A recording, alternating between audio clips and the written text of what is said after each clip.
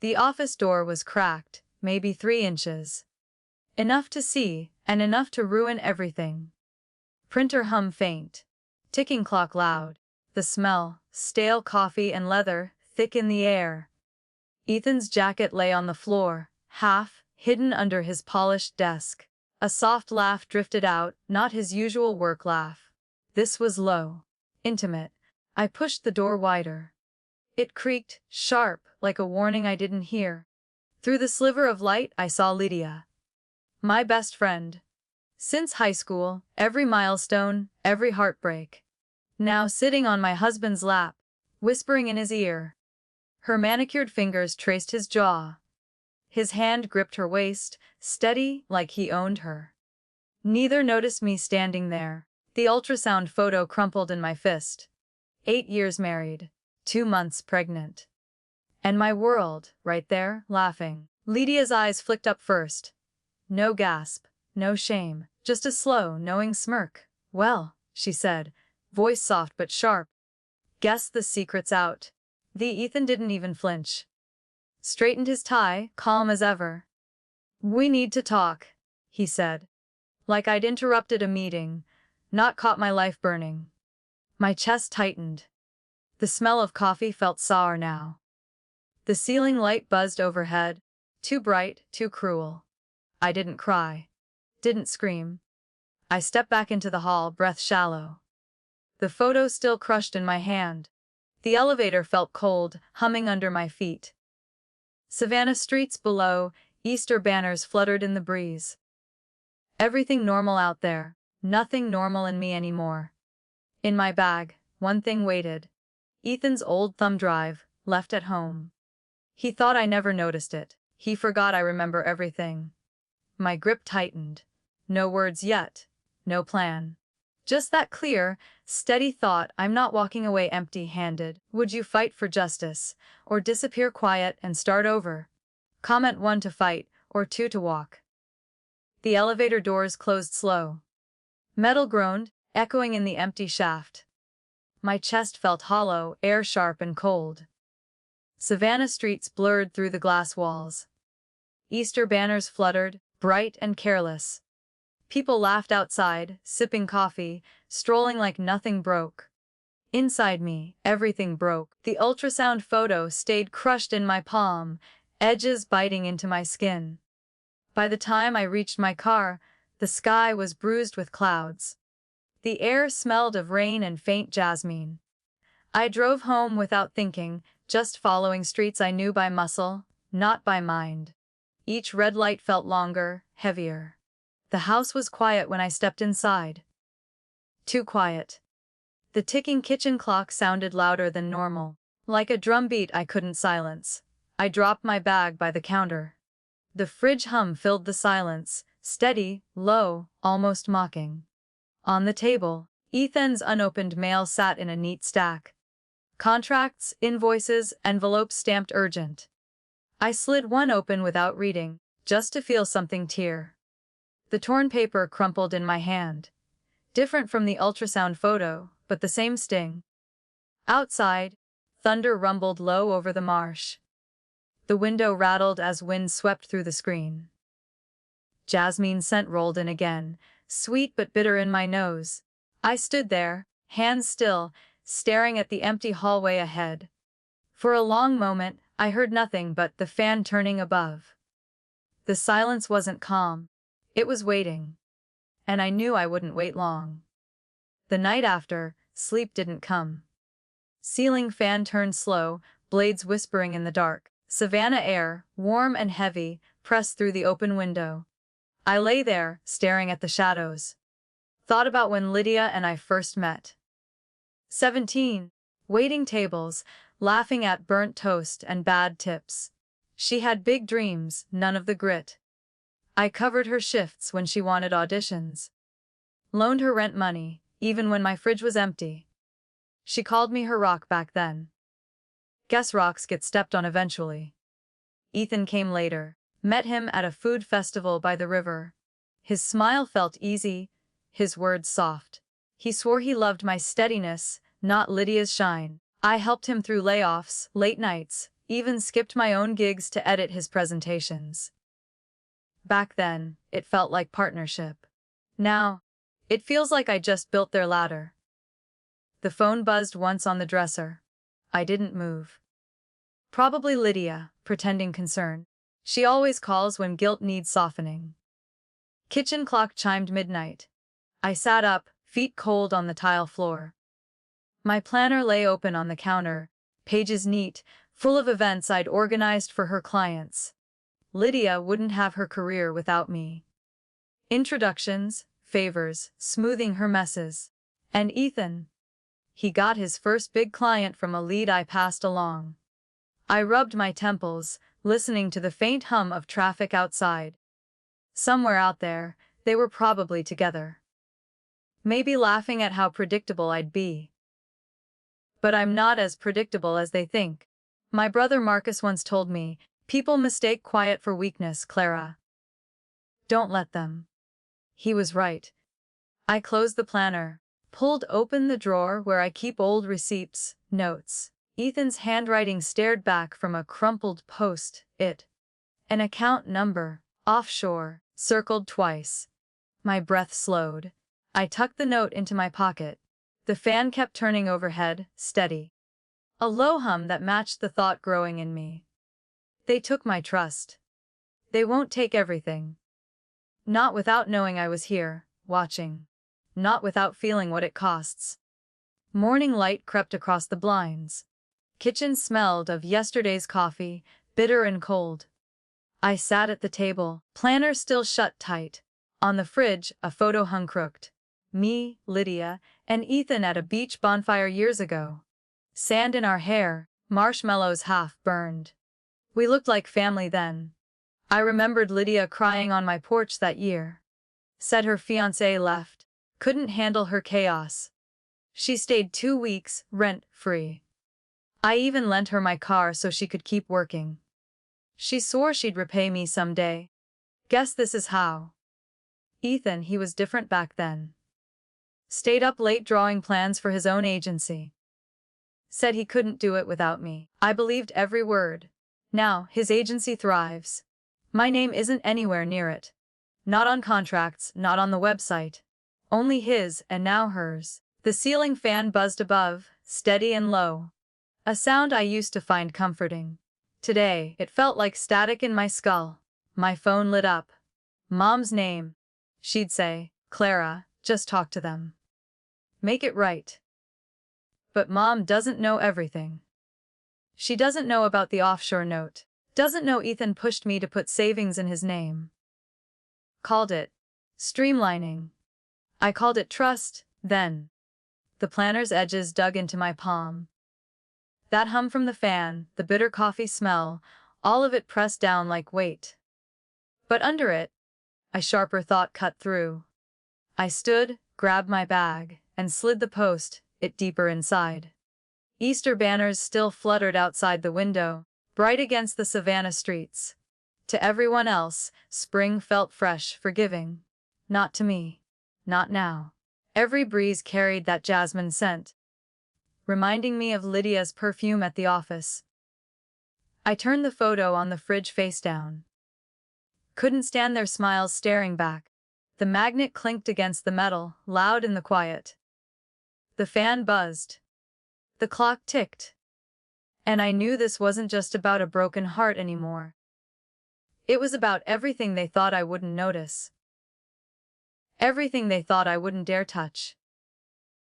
By late afternoon, the house felt too quiet. Ceiling fan still spinning, steady as a heartbeat I didn't feel. Phone buzzed again. Mom, for the 3rd time. I finally answered. Clara, honey, talk to them. She sighed. Work it out. Don't make this ugly. Ew, ugly. Like watching my best friend sit on my husband's lap wasn't already that. I'm fine, Mom, I said, voice flat. She didn't believe it. I can't take sides, dear. Lydia's been like family for years. My throat tightened. I didn't argue.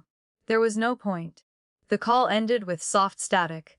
I stared at the blank wall, hearing only the fan and my own shallow breath. Outside, The jasmine breeze drifted through the window. Sweet, soft, cloying. It made my stomach turn.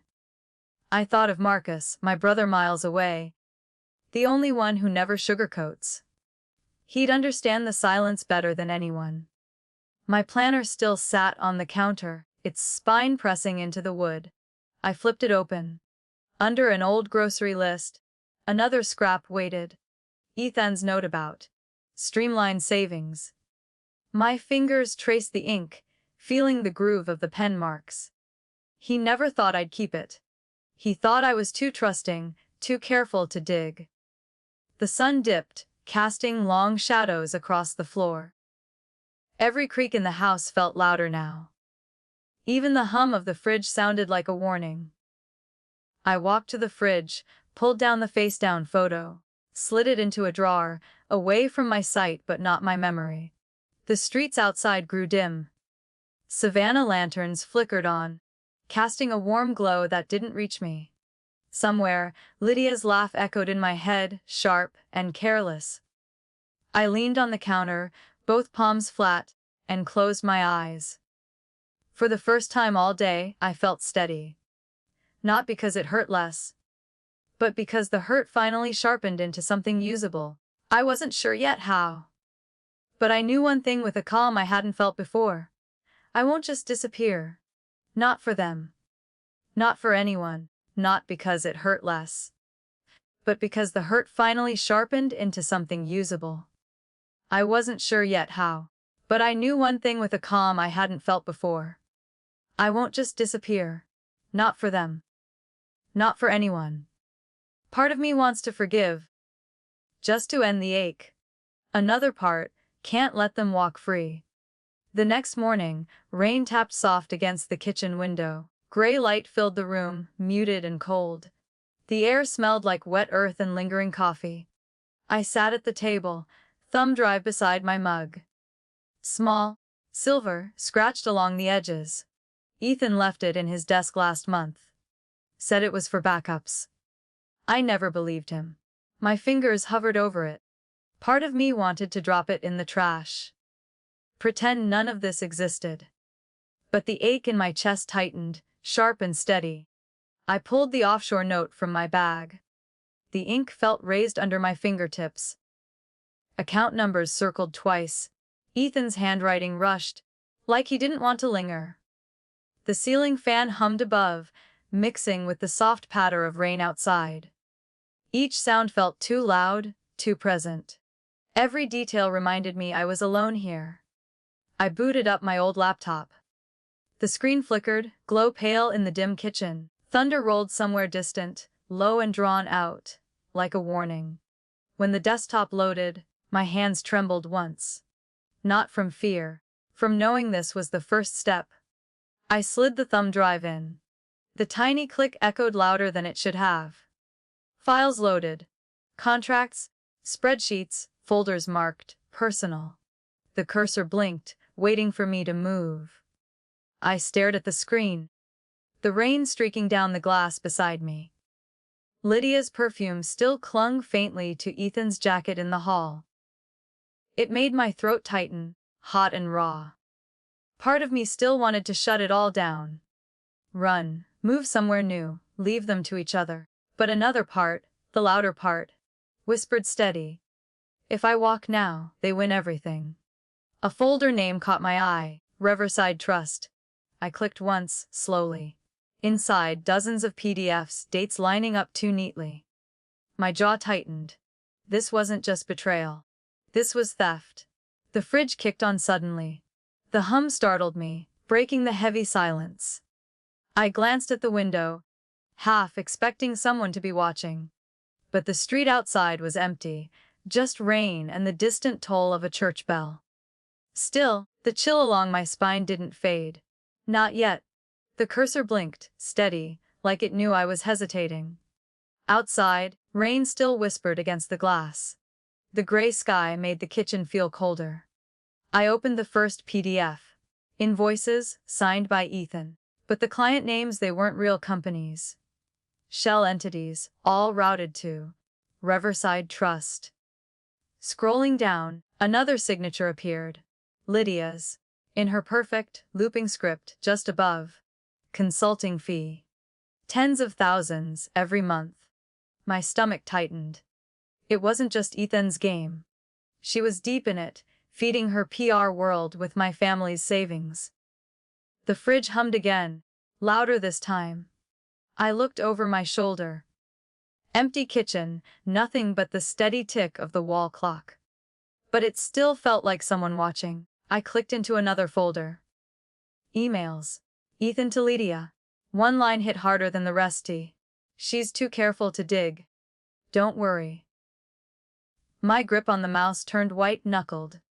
Every breeze from the open window felt sharper now, carrying that jasmine scent I'd grown to hate. I played an audio file buried deep in the drive. Lydia's voice, low and clipped. She'll cave, like always. She won't risk a fight. Ethan chuckled faintly in the background. The fan overhead creaked once, slow. It sounded almost like a breath. I turned, scanning the shadows, but there was no one there. Still, my pulse wouldn't slow. Their voices lingered. Faint, even after I stopped the recording. Like they were here, gloating in my own kitchen. I closed the laptop halfway, just to breathe without the glow glaring at me.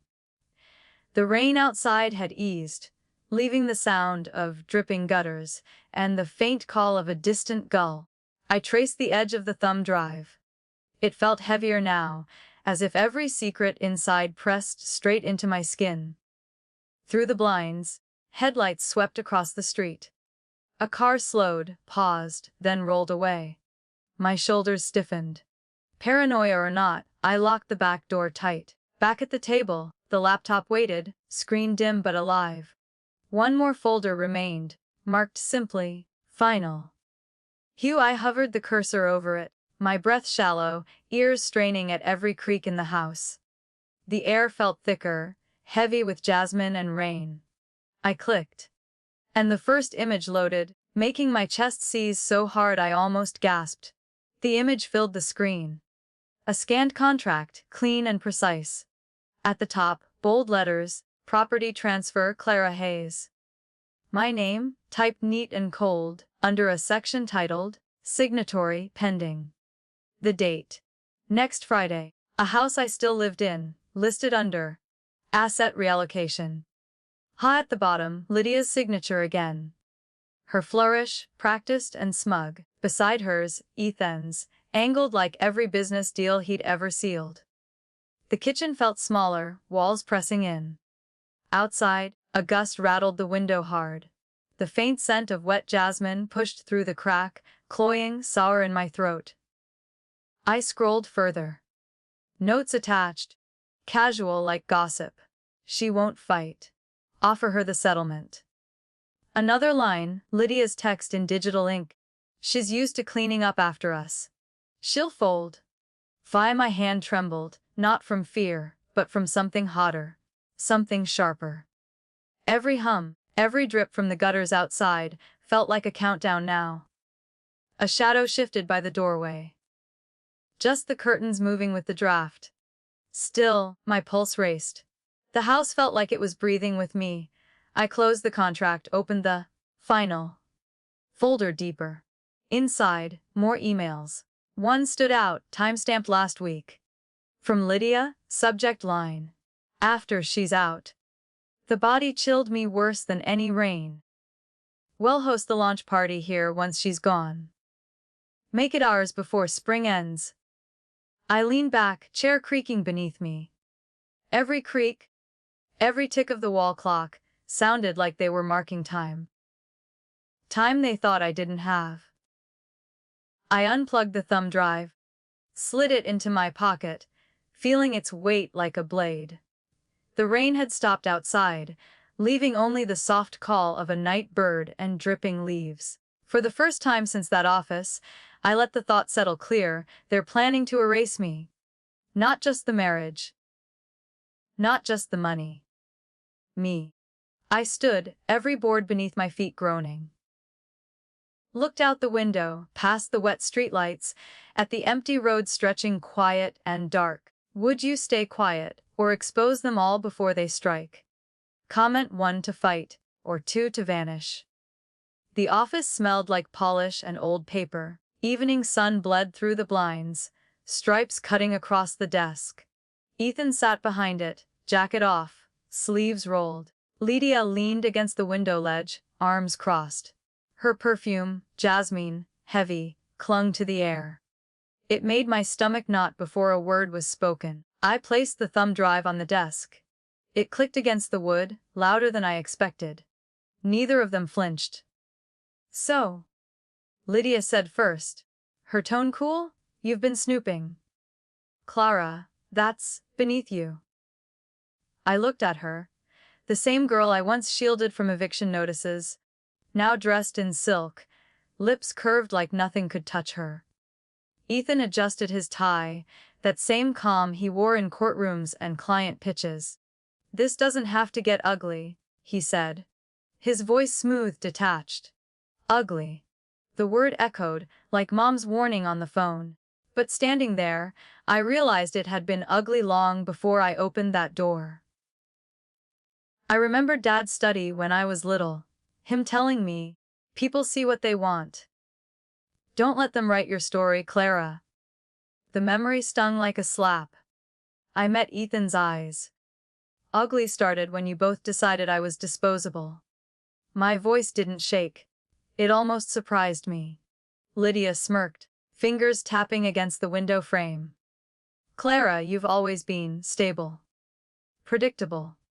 Why ruin everything now? Take the settlement. Start fresh. With the blinds rattled faintly as a breeze slipped through the frame. Outside, streetlights flickered on, casting thin light into the room. The shadows on their faces looked sharper, almost split. I glanced at the drive again. Every file inside burned in my mind. Their emails, their plans, every line they wrote like I'd never matter enough to read. I'm not signing anything, I said. Ethan exhaled, slow, as if rehearsed. Clara, think carefully. We can make this painless. Or very drawn out. A horn blared faintly outside, the sound sharp, carrying through the blinds. No one spoke for a beat. The silence hung heavy, sticky like the humid air. I stepped closer, my hand brushing the drive. Their eyes followed it, not me. That told me everything. Ethan leaned forward, elbows on the desk. His shadow stretched across the polished wood, long and sharp. Clara, be reasonable. Don't drag this out. You'll only hurt yourself more. Lydia's nails tapped against the glass behind her. Each tap echoed, crisp and cold. You always hated conflict, she said. Why start pretending now? Her voice slid under my skin, the same tone she used at 16 when she told me I'd never stand out. A flash of my old bedroom hit me. Faded wallpaper. The sound of my parents laughing downstairs without me.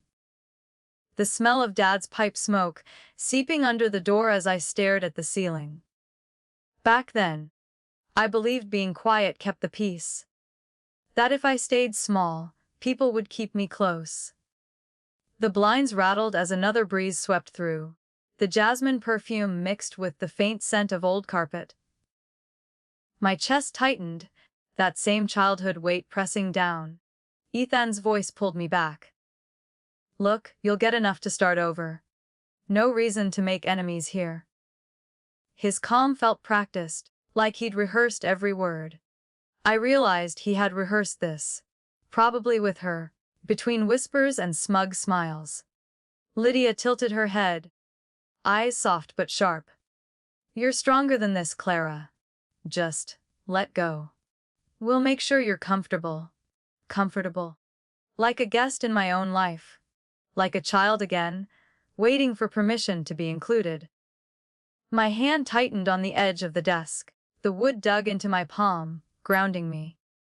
Every sound in the room sharpened. The faint hum of the AC, the distant thump of a door closing down the hall. For a second, I wanted to fold. Sign the papers. Disappear like they expected. But that vision of my old bedroom. The silence, the smoke, The way I swallowed tears so no one would hear. It wouldn't leave. I wasn't a child anymore. And I wasn't leaving on their terms. I straightened, meeting Lydia's eyes. Her smirk faltered for the first time. The blinds rattled again, a soft hiss of wind filling the pause. I held their eyes steady. The hum of the AC droned, low and unbroken. The air felt heavy, thick with jasmine and tension. Lydia shifted, arms tightening across her chest. The window behind her rattled softly in the breeze. Outside, a siren wailed faint, fading into the distance. "I'm not folding," I said. My voice came out calm, colder than I expected. It silenced the tapping of Lydia's nails. Ethan leaned back, brows lifting slightly.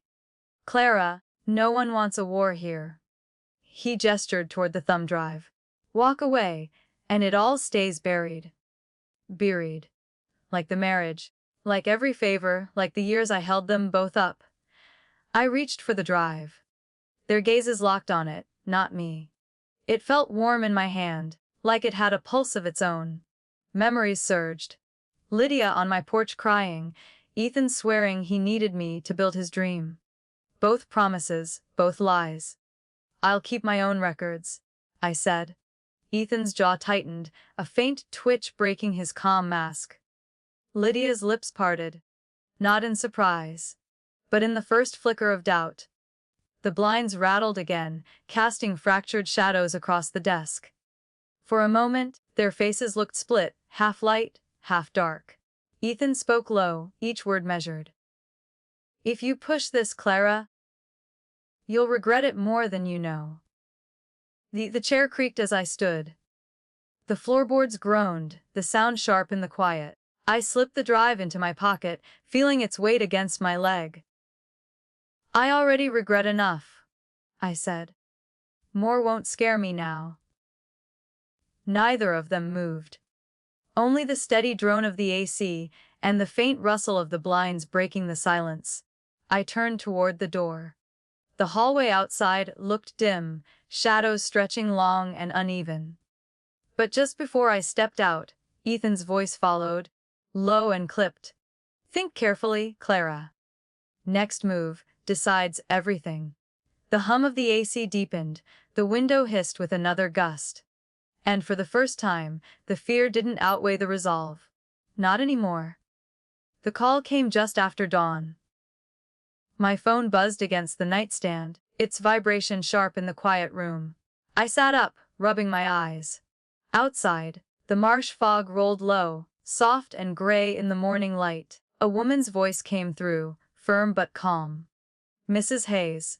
This is Captain Monroe, Savannah Coast Guard Liaison. We need to speak in person." I blinked, heart skipping once. "I'm not military," I said, my voice rough from sleep. "You're listed as a contact," she replied. "It's urgent. Please be outside within the hour." Confused, I dressed quickly, pulling on jeans and a loose sweater.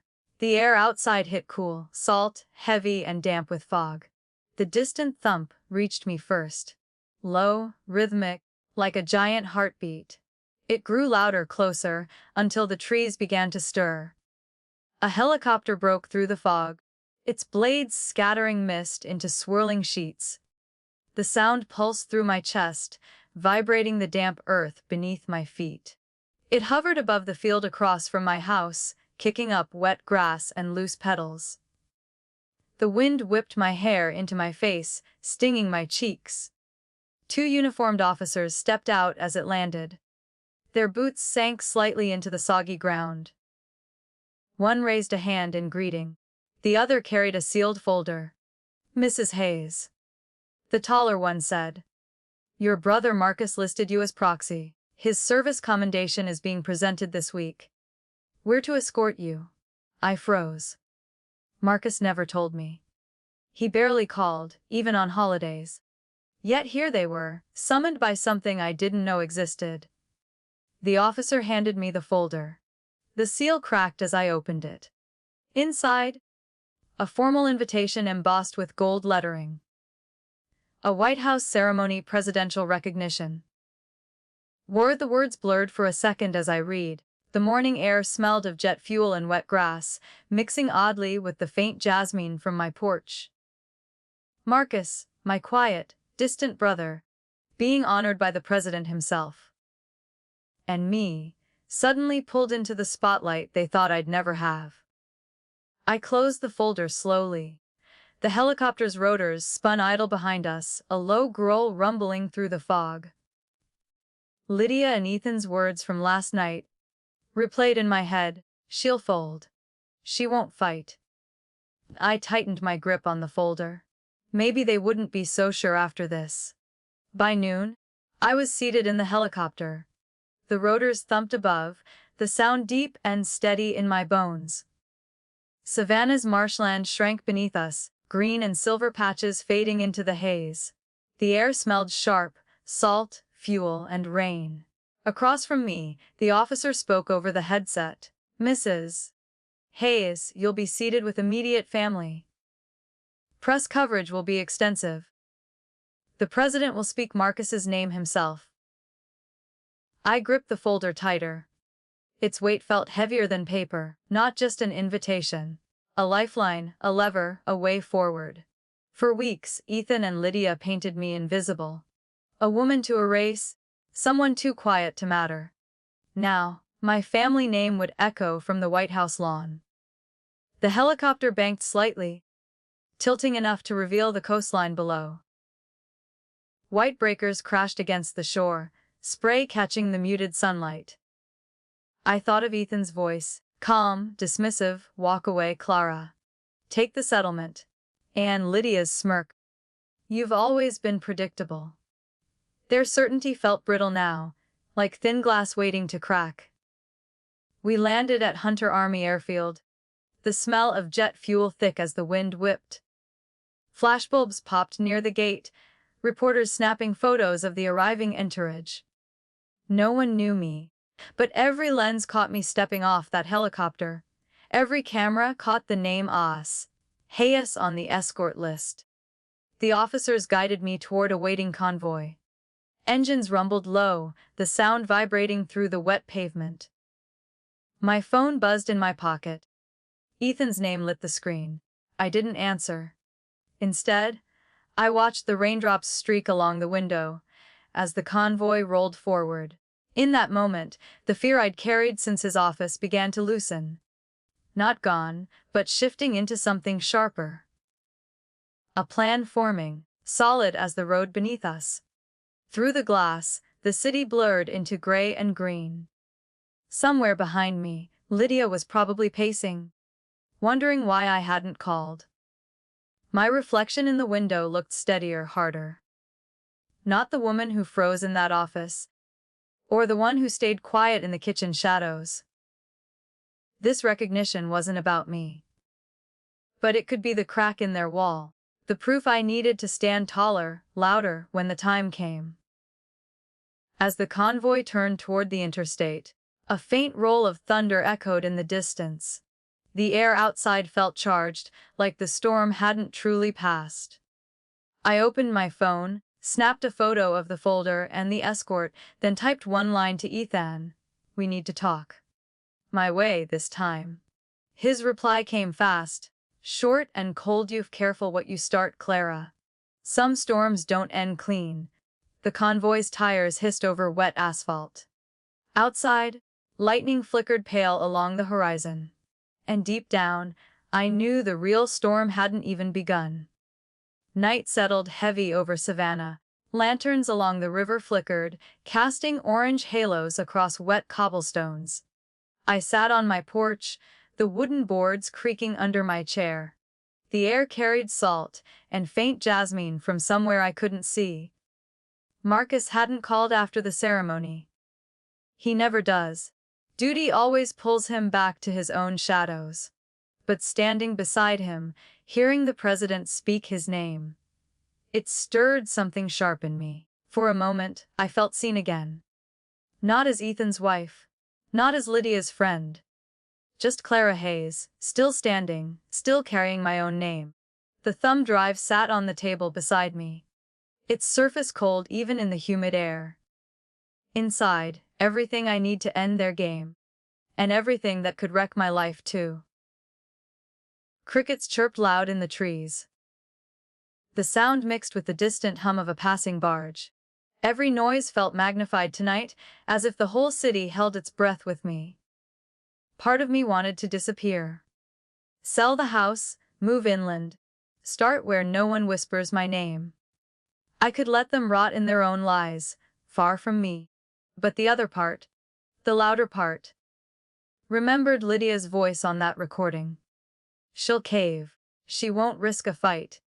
The words rang colder than the night air. My phone buzzed once. A message from an unknown number. You're making a mistake. Stop now before it's too late. No name. But I didn't need one. The porch light buzzed overhead. A moth circled, tapping the bulb, each hit soft but persistent. It felt like a warning I couldn't ignore. I leaned forward, palms pressed against my knees. The salt air burned a little in my lungs. I whispered it aloud, just to hear it outside my head. I'm not folding. Not this time. Would you risk everything for justice, or walk away to keep peace? Comment 1 to fight, or 2 to disappear. The morning broke gray and silent. No gulls, no traffic, just the low groan of a tugboat moving upriver. I stood at the kitchen sink, hands gripping the edge hard. The water smelled faintly of metal, cold as it ran over my fingers. Marcus finally answered my call. His voice rough, clipped like always. Clara, you sound rattled. What happened now? I told him about the message, the files, the contract they'd drafted to erase me. He didn't interrupt, just the faint static of his breathing over the line. When I finished, he said one thing. Get someone in your corner. Ethan plays dirty. You'll need cleaner weapons. I glanced at the thumb drive on the counter. Its light blinked faintly, like a heartbeat pulsing through metal. I know someone, I murmured. Margaret Brooks. Family attorney. She owes me. Marcus grunted softly. Call her today. And Clara. His tone dipped, the edge of warning under his words. Lock your doors. People like Ethan panic fast. The line clicked dead. The silence afterward felt thicker than the river fog outside. Even the fridge hum sounded sharper, like it was listening. I called Margaret next. Her assistant answered first, cheerful voice cutting through my tight chest. Ms. Brooks is in court, but she'll call you by lunch. Said it sounded important. I hung up, pressing the phone to my knee for a moment. The ceiling fan above creaked once, its slow turn matching the beat in my head. Outside, the wind kicked up suddenly. The chime by the porch clattered, a thin, metallic song over the quiet. Every gust carried that jasmine scent again, sharp and invasive. I closed the window. The scent still lingered, caught in the fibers of the curtains. It made my stomach twist. At the table, I opened the laptop again. The files stared back, each folder like a door I hadn't finished opening. A car rolled slow past the house. Its tires hissed on the wet pavement. I watched it crawl by through the blinds, my reflection faint in the glass. This wasn't just preparation anymore. It felt like a countdown. And I knew, when Margaret called back, the line between quiet planning and open war would blur fast. Margaret's office overlooked the river, 30 floors up. The windows streaked faintly from last night's rain. She stood as I walked in. Silver hair pulled back, her suit sharp enough to cut. The faint smell of peppermint drifted in the air. Clara Hayes, she said, gesturing toward a leather chair. Marcus called ahead. Said you've got more than a divorce brewing. I sank into the chair, the leather cool against my arms. The hum of the HVAC filled the silence between us. I slid the thumb drive across the table. Her eyes flicked to it. She didn't touch it yet. Before I open this, she said, you need to tell me everything. No gaps. I told her. The office. The contracts. The offshore note.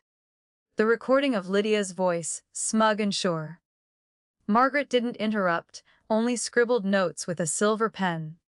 Each stroke soft but deliberate, like she was stitching the pieces into something useful. When I finished, she finally took the drive. Slipped it into her laptop. Her eyes narrowed as the folders opened. Fraud. Collusion. Possible tax evasion, she murmured. The words came slow, weighted. They've left you plenty of ammunition, Clara. Question is, do you want to fire it? Sigh outside. The wind rattled faintly against the glass. The river below looked dark, its surface broken by small ripples. My reflection wavered in the window, half light, half shadow. I want them to know, I said. Every line they wrote, every plan they made, will cost them. Margaret closed the laptop. Her peppermint scent cut through the stale office air. Then we start with leverage. Quietly. We make them sweat first. Then, we choose how public this gets. How the plan forming between us felt cold, but steady. For the first time in weeks, I didn't feel like prey. I felt like someone holding the map. Would you risk your comfort to expose betrayal, or keep quiet and protect your peace? Comment 1 to expose, or 2 to stay silent. The evening fog drifted low along River Street. Lantern light shimmered in puddles, casting fractured gold across the wet bricks. I walked fast, coat pulled close, the cold air cutting through my sleeves. Every footstep echoed sharp, the street mostly empty. Margaret's plan still echoed in my head. Collect, document, don't tip your hand. Make them sweat before you strike. At home, I started in Ethan's study. The air smelled faintly of dust and stale cologne. A single lamp glowed on the desk, its light pooling over papers stacked too neatly. I slipped on gloves. Opened drawers carefully, the wooden slides groaning in the quiet. Invoices, contracts, all marked with dates that didn't add up. A gust rattled the windowpane. The jasmine scent leaked in from outside, sweet but heavy, making my throat tighten. I shoved the window shut. Under a false bottom in the lowest drawer, I found a black binder. Its spine unmarked, its pages filled with ledgers. Numbers written in Ethan's sharp handwriting. Each entry lined up with those shell companies. Transfers, withdrawals, consulting fees. To Lydia. Every line felt like a thread I could pull. The fridge hummed faintly from the kitchen, its sound distant but steady. The house felt like it was listening, every creak and whisper magnified. I photographed each page, the camera shutter clicking quiet but precise. Each flash of the screen cast shadows long across the desk. When I finished, I tucked the binder back exactly how I found it. Closed the drawer slow, the wood sighing into place. In the hall, the old floorboard by the stairs groaned under my weight. I froze, listening hard. Only the faint tick of the wall clock replied. I checked the locks twice before heading upstairs. The thumb drive sat waiting on my nightstand, its small light blinked, casting a soft pulse over the dark room. I placed the photos beside it. A growing pile of threads, all pointing to one knot. One I'd pull when Margaret said the word. Outside, rain began tapping against the windows again. Each drop rhythmic, a quiet reminder. The clock's ticking, and they still don't know I'm coming. The next morning, I drove to the agency early. Fog still hung low, muting the sharp lines of the downtown buildings. The lobby smelled of lemon polish and faint coffee. Reception was empty, only the soft buzz of fluorescent lights overhead. Ethan's office key still sat on my ring. He never asked for it back. I used it carefully, closing the door behind me with a muted click. The blinds were drawn, but the city's glow bled faint through the edges. Dust motes floated in the slant of the desk lamp, its yellow light soft but cold. I searched the filing cabinets first. Metal drawers sliding open slow, each creak loud in the still air. Buried under routine contracts, I found a slim folder marked Riverside, Internal. Emails printed and clipped. Lydia's name repeated across the pages, paired with invoices and account transfers. Dates matched the ledgers I'd photographed last night. The AC kicked on suddenly. Its low hum made the papers flutter, edges rasping against each other like whispers. I stilled, listening for footsteps. Silence. Only the hum, and the faint tick of the clock above the door. I slid the folder into my bag, careful to leave no gap in the files. As I locked up, my phone buzzed. A text from Lydia, "We need to talk. Alone. Soon." No greeting, no emoji, no pretense. Just the words, sharp as the chill outside. I stood in the shadowed hallway, the building too quiet for morning. Through the window at the far end, the sky lightened only a little, the fog still clinging low and thick. I typed back slowly after lunch. My terms. No reply came. Only the faint vibration of the phone in my palm, like it still hummed with her attention. Driving home, the streets felt heavier than usual. Each red light lingered too long. Each passerby looked longer than normal, as if they knew something shifting beneath the surface. At the house, the chime on the porch moved even without wind. Its metallic song rang uneven, a thin sound that crawled up my spine. I locked every window, then spread the files on the kitchen table. Each page a piece of their game, each one another step closer to the edge. And somewhere between the hum of the fridge high and the faint scrape of branches on the siding, I knew Lydia had started to suspect.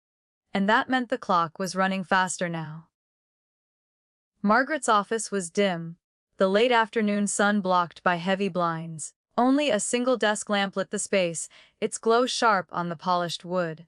I spread the folder across the table. Emails, ledgers, contracts, all pointing to Ethan and Lydia's tangled schemes. Margaret read each page in silence, her peppermint scent cutting through the heavy air. "They're sloppy," she said finally, sliding one invoice aside. "They think you'll break before you act. We'll use that." Her voice was steady, but the edges held weight. She tapped her pen once, a soft click echoing in the still room. "What's the first step?" I asked. Margaret's eyes narrowed. "Make them sweat. Let Lydia know you're not as quiet as she believes. She'll panic first." As if summoned, my phone buzzed on the table. Lydia's name glowed bright, her message short, "Outside. Now." I looked at Margaret. She gave a small nod, sliding the pen between her fingers like a gavel. "Don't give her anything. Just let her see she's not safe." Downstairs, the air outside felt colder than it had all day. The smell of rain lingered on the wind, mixing with the faint sweetness of Lydia's perfume. She stood by the building's glass doors, arms crossed, heels tapping against the concrete with sharp, impatient clicks. Her eyes tracked me as I approached, bright but hard, like a predator testing its prey. "You've been busy," she said, her tone low, cutting through the soft hum of passing traffic. "Ethan's worried. I'm less patient." I met her stare, the fog from the river rolling slow behind her. Streetlights flickered on, casting pale rings across the wet pavement. "Maybe you should be worried," I said quietly. Lydia's lips tightened, her breath fogging faint in the cooling air. For the first time, her posture shifted, weight pulling slightly back on her heels.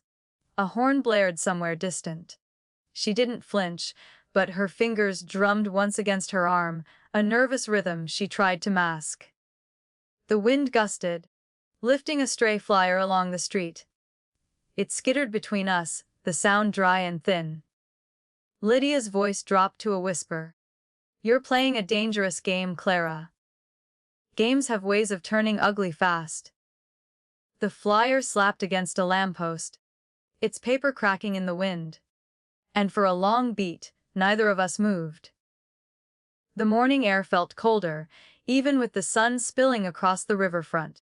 Savannah's streets hummed soft, but tension sat heavy in my chest. Margaret's voice over the phone was steady. Everything's in motion. Today, they stopped feeling safe. Who at her office, she handed me a slim envelope. Its weight felt small, but the power inside it wasn't. Certified copies, she said. Financial records, emails, contracts. Already sent to the firm's senior partners. Her peppermint scent lingered as she shut the folder.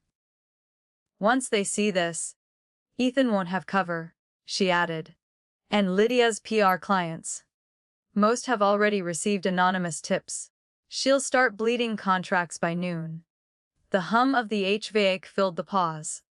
I exhaled slowly, watching my breath fog faint in the chilled office air. This is where it turns, I murmured. Margaret nodded, eyes sharp but calm. They underestimated you. Let's make sure they regret it. By midday, the first calls came in. Ethan's firm suspended him, pending review of the records.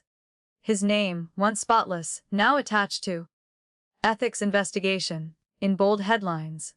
My phone buzzed nonstop. Messages from numbers I didn't know. Some from reporters, others from voices warning me to stop before it's too late. Outside, the sky dimmed early, clouds rolling thick over the marsh. Wind carried the faint scent of rain, and, faintly, that jasmine again. By late afternoon, Margaret texted, "Check your email," a news article link waited. Prominent PR consultant under scrutiny for fraud ties.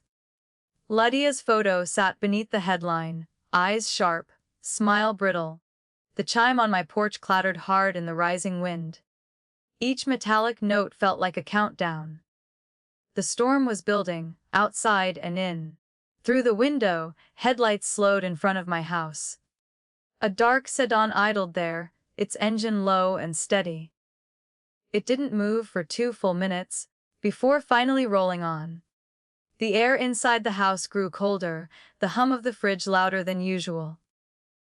I locked the door twice, then sat at the table, Margaret's envelope still in my hands. Their world was cracking fast. But in the pit of my stomach, I knew desperate people make reckless moves. And this storm hadn't peaked yet. By dusk, the rain started. Thin drops tapping against the windows, each one sharp in the quiet. My phone buzzed on the counter. Ethan's name flashed. I let it ring. He called again. And again. On the 4th, I answered. His voice was tight, strained under its usual calm. "Clara, we need to talk. This is getting out of hand." I stared at the dark window, my reflection blurred by raindrops. "You mean it's getting public?" I said. His silence stretched, punctuated by the faint hiss of static. "Stop feeding this," he said finally. "You don't know who you're messing with. People can make life difficult." The fridge hummed, louder than usual. I set the phone on speaker, its glow lighting the counter faintly. "I'm not doing this alone," I said. Margaret's name hung unspoken between us.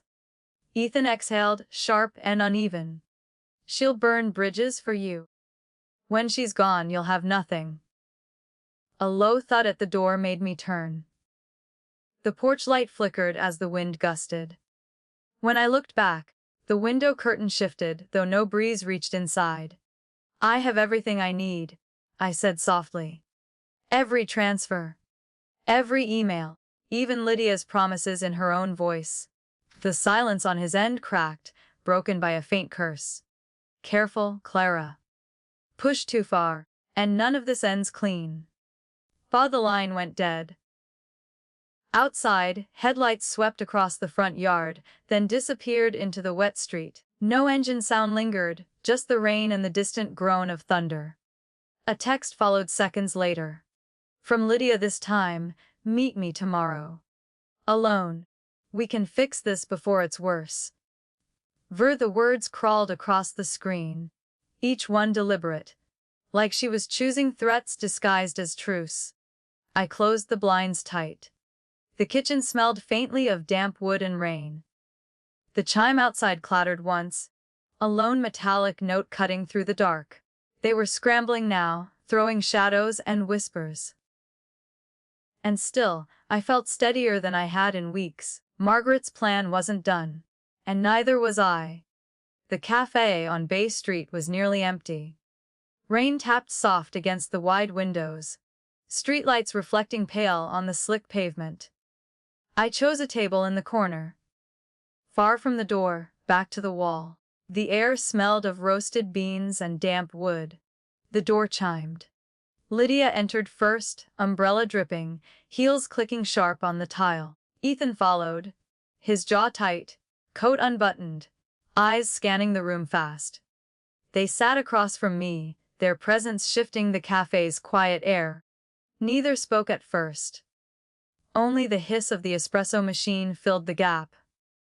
Lydia leaned forward, her perfume cutting through the coffee scent. "Clara, this can stop. Delete what you found. We can settle quietly."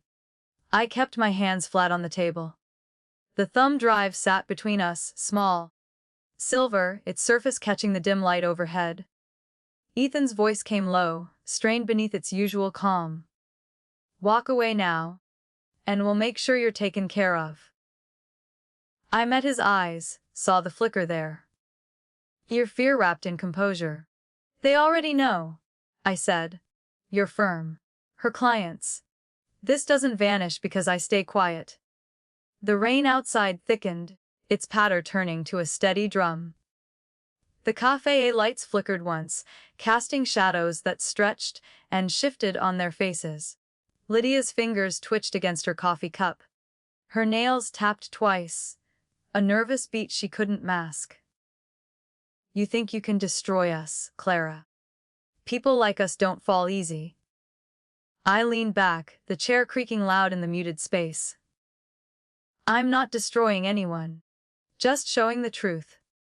Whatever happens after is yours to own." The wind howled outside, pushing rain against the glass in heavy sheets. The cafe door rattled faintly, its hinge whining with the gusts. Ethan reached for the thumb drive. I slid it just out of reach, my fingers steady, my gaze never leaving his. "Next time we talk," I said softly, "it won't be over coffee?" The lights flickered again, longer this time. Shadows deepened, stretching across the walls like grasping hands. Outside, a horn blared sharp on the empty street. And for a beat, no one at the table breathed. Morning broke with a pale sky. The rain had cleared, leaving the streets glistening under soft sunlight. I sat on the porch steps, a mug of coffee warm in my hands. The air smelled of wet earth and distant river salt. News headlines buzzed from my phone. Ethan suspended indefinitely. Lydia dropped by 3 major clients overnight. Their photos, side by side, faces strained beneath polite smiles. The house felt lighter than it had in weeks. No more blinds rattling with dread. No more waiting for knocks or messages. Just the steady hum of morning sounds. Crickets fading, gulls calling near the water.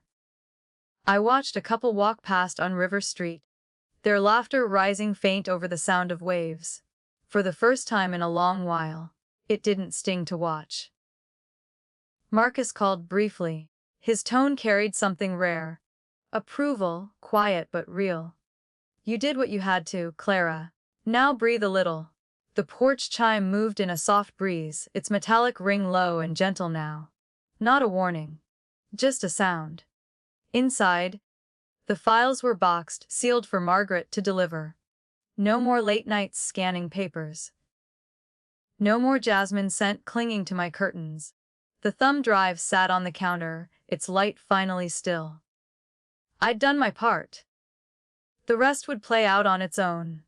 I leaned back against the railing, letting the sun warm my face. It felt like the first real warmth since the day I opened that office door.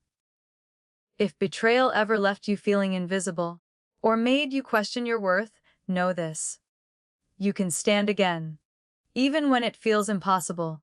Would you fight back for your own peace, or choose to start over somewhere new. Comment 1 to stand and fight, or 2 to begin fresh. Weeks passed. The marsh turned green again, spring pushing soft color across Savannah's edges. I moved my work into a small studio downtown. Exposed brick walls, tall windows spilling sunlight across worn oak floors. The space smelled of fresh paint and strong coffee. Each morning, I opened the shutters wide, letting the city sounds pour in. Carriage wheels, distant buskers, and the faint hum of passing boats on the river. The first project came through Margaret, a local nonprofit, helping women navigate divorces like mine. They needed branding, and someone who understood the quiet battles. Designing their logo, I traced curves and lines with steady hands. For the first time in months, my work felt alive again. Clients followed fast. Not because of Ethan or Lydia, but because people whispered, "She knows how to tell a story." The studio filled with new things. Plants along the sill, canvas prints stacked against the wall, the scent of cinnamon from a candle burning low. Evenings were quiet but not empty. Marcus called more often, sometimes just to talk about the tide or his next deployment. We never said much about Ethan or Lydia. We didn't need to. I kept the porch chime, even moved it to the studio's door. Its sound had changed for me, no longer sharp, just a reminder that the wind moves and passes. When I walked through the market on Saturdays, people nodded, some even stopped to ask about the nonprofit. Their voices warm, not pitying, but recognizing something steady in me. The thumb drive stayed in a drawer at home. I hadn't looked at it since Margaret delivered everything. Its little light stayed dark, and I hoped it always would. Standing at the studio window one afternoon, I watched sunlight catch on the slow, moving river. For the first time, I felt the quiet wasn't emptiness, it was space. The kind I could finally claim for myself. One quiet evening, I walked the riverfront as the sun sank low. The air carried salt and the faint scent of magnolia blooms. Street musicians played soft blues nearby. Their notes floated over the water, mixing with the rhythm of slow waves. I stopped, watching lanterns flicker to life along the cobblestones. For months, my world had been noise, whispers, threats, the constant hum of fear. Now it was still. Not empty, just mine. I passed a cafe window, my reflection caught in the glass, framed by warm light, and people laughing inside. For the first time, I didn't feel like an outsider looking in. Back at my studio, the candle's cinnamon scent lingered in the air. I sat at my desk, the nonprofit's new website glowing on the screen. Its headline read, "Your story matters. Your voice counts." Outside, the porch chime moved gently with the breeze. No urgency, no warning. Just a soft, steady sound, a reminder the wind always shifts. If you've ever been broken by betrayal or felt erased by those you trusted, know this. Your story isn't over. You can build again. Your peace, your voice, your legacy. And when you're ready, share your story below. You're not alone. Clara's story wasn't just about betrayal. It became a lesson in reclaiming power quietly, without losing herself to rage. She learned that silence can hold strength, and that choosing when to act matters more than striking first. Ethan and Lydia lost what they built on lies. But Clara didn't build her healing on revenge. She built it on truth, steady steps, and a life reshaped by her own hands. Her lesson was simple.